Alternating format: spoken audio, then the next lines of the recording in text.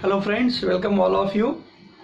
Today, as in last couple of lectures, we are started with or we are discussing with writing skill.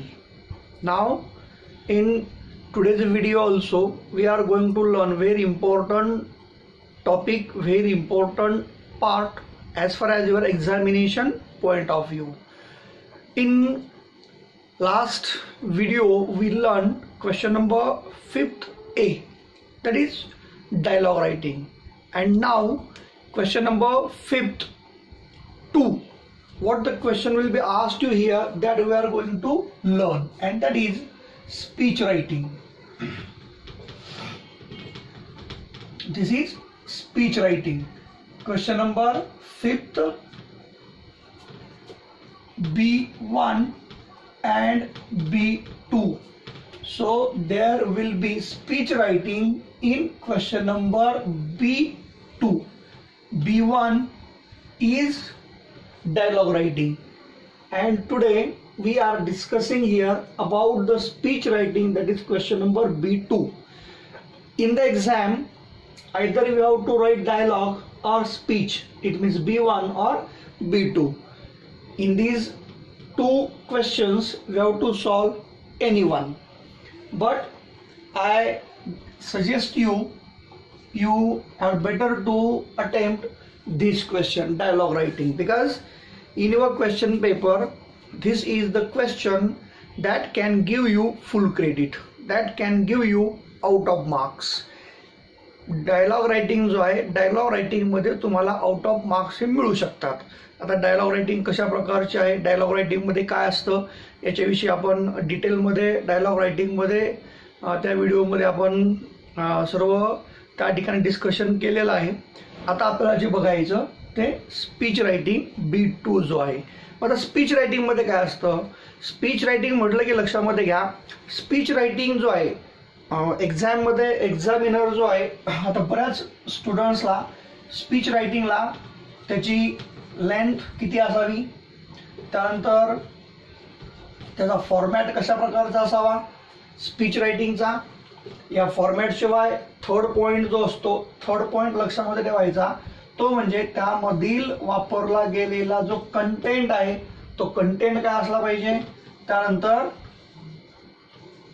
हे relevant thoughts आहेत, relevant thoughts, हे relevant thoughts त्यामध्ये properly use केले पाहिजे.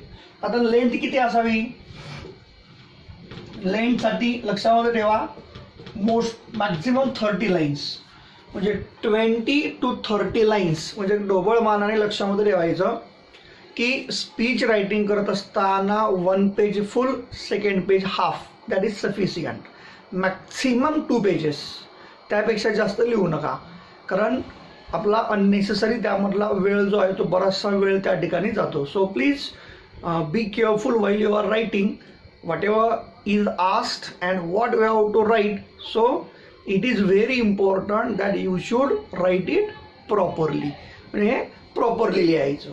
याच्यानंतर बघा हा फॉर्मॅट, फॉर्मॅटमध्ये जसं लेटर रायटिंगला फॉर्मॅट असतो, अगोदर ॲड्रेस लिहायचा, नंतर सब्जेक्ट लिहायचा, त्यानंतर सॅल्युटेशन लिहायचं, अगदी सेम त्या प्रकारे स्पीच रायटिंगला सुद्धा फॉर्मॅट आहे. कंटेंट आपण यामध्ये काय लिहिणार आहोत, म्हणजे यालाच आपण म्हणतो ते कंटेंटला quality writing. Quality writing, whatever we are writing there, our writing should be related to the subject. जो विषय आपल्याला स्पीचसाठी दिलेला आहे त्या विषयाशी संबंधित आपला कंटेंट असावा, म्हणजे विषय कुठल्याही प्रकारे बरकटले जाऊ नये. आणि सर्वात महत्त्वाचं तो म्हणजे रिलेव्हंट थॉट्स. रिलेव्हंट थॉट आपण बऱ्याचदा जेव्हा रायटिंग करतो, रायटिंग करत असताना बऱ्याच विद्यार्थ्यांना असं वाटतं की पेपर जर मी पूर्ण लिहिला आहे, 2-2, 3-3, 4-4 पेजेस आपण आन्सर लिहितो, अननेसेसरी आपण पेजेस वाढवतो, मात्र मार्क्स आपल्याला जेवढे पाहिजे तेवढे त्या ठिकाणी मार्क्स आपल्याला मिळत नाही आणि आपण थोडंसं नर्वस होतो. याचं कारणही लक्षामध्ये घ्या फ्रेंड्स, की आपण जास्त लिहिलं म्हणजे मार्क्स जास्त मिळत नसतात. थोडंसं जेवढं लागतं, जेवढं कामाचं आहे, जेवढं एक्सपेक्टेड आहे, जेवढं विचारलेलं आहे तेवढंच लिहायचं, मात्र to the point and relevant लिहायचं. If you write the relevant answers definitely you can get marks, but if you write irrelevant, so there is very less chance of getting marks. आता या प्रकारानुसार आपल्याला ह्या सर्व पॉईंट्स आपल्याला लक्षामध्ये ठेवायचे आहेत. आता स्पीच रायटिंग करताना काही स्टेप्स असतात आणि त्या स्टेप्सचा वापर करूनच आपल्याला जे आहे ते स्पीच लिहायचे. आता स्पीच रायटिंग करायला स्टेप्स कोणत्या कोणत्या आहे लक्षामध्ये ठेवा. केअरफुली ऐका सर्वांनी, पूर्ण व्हिडिओ बघा. आता याच्यामध्ये बघा टायटल, जो आपल्याला सब्जेक्ट दिलेला आहे, ज्या विषयावरती आपल्याला स्पीच लिहायचं आहे त्या विषयावरचं स्पीच म्हणजे तो विषय, तो जो आहे तो टायटल अगदी व्यवस्थितपणे सुरुवातीला लिहायचं. त्यानंतर सेकंड आहे ग्रीटिंग्स किंवा introduction of the topic. Greetings म्हणजे जसं टिपिकली आपण मराठीमध्ये भाषणाला सुरुवात करत असताना आपण बऱ्याचदा भाषणाची सुरुवात कार्यक्रमाचे अध्यक्ष, प्रमुख पाहुणे वगैरे या प्रकारे करतो. अगदी सेम त्याच पद्धतीनं good morning everyone, I am very glad to present my thoughts here, respected teachers किंवा honourable chief guest, respected headmaster, या प्रकारे सुरुवात करायची. आणि नंतर इंट्रोडक्शन ऑफ द टॉपिक करून द्यायचा. म्हणजे आय ॲम स्वतःचं नाव लिहायचं आणि ते नाव लिहून कुठल्या विषयासंदर्भात तुम्ही बोलणार आहात त्या विषयाला त्या ठिकाणी तुम्ही सुरुवात करायची.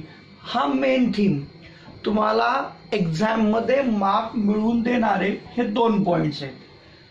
हे 2 पॉईंट. आता मेन थीम म्हणजे कशा प्रकारची? मेन थीममध्ये काय असतं, ज्या वेळेस आपण मेन थीम लिहितो तेव्हा त्या मेन थीममध्ये तुम्हाला क्वेश्चनमध्ये जे पॉईंट्स दिलेले त्या पूर्ण पॉईंट्सचा वापर जो आहे तो या ठिकाणी करायचा आहे, थीममध्ये करायचा आहे. आणि पूर्ण पॉईंट्सचा वापर या ठिकाणी करून ते पॉईंट्स तुम्हाला व्यवस्थितपणे एक्सप्लेन करायचे आहेत.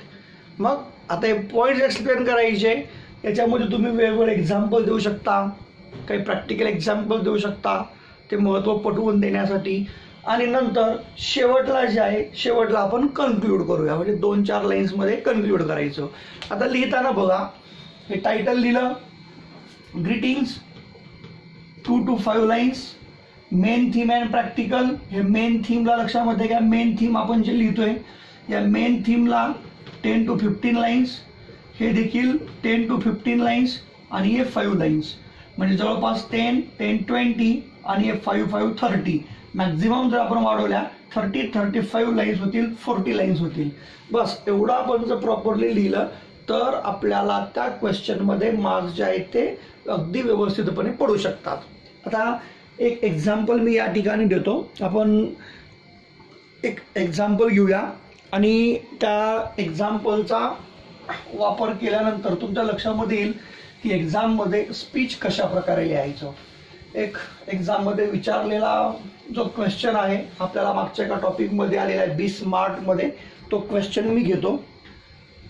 क्वेश्चन बघा, how can I achieve great success.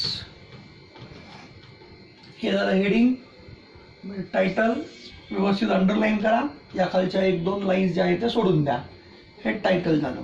आता ग्रीटिंग किंवा इंट्रोडक्शन. ग्रीटिंगमध्ये बघा, इथे ग्रीटिंग घेत असताना आपण ग्रीटिंगला लिहितोय गुड मॉर्निंग एव्हरीवन. हे झालं सुरुवात. आता या ग्रीटिंगमध्येच बघा, honourable chief guest, respected headmaster, all the teachers,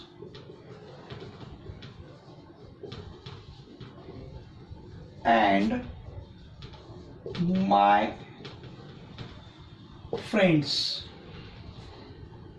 I am Raju. एक इमॅजिनरी मी नाव लिहितोय, तुम्ही नाव स्वतःच लिहू शकता, तिथे स्वतःच लिहा. I am Raju Savle here to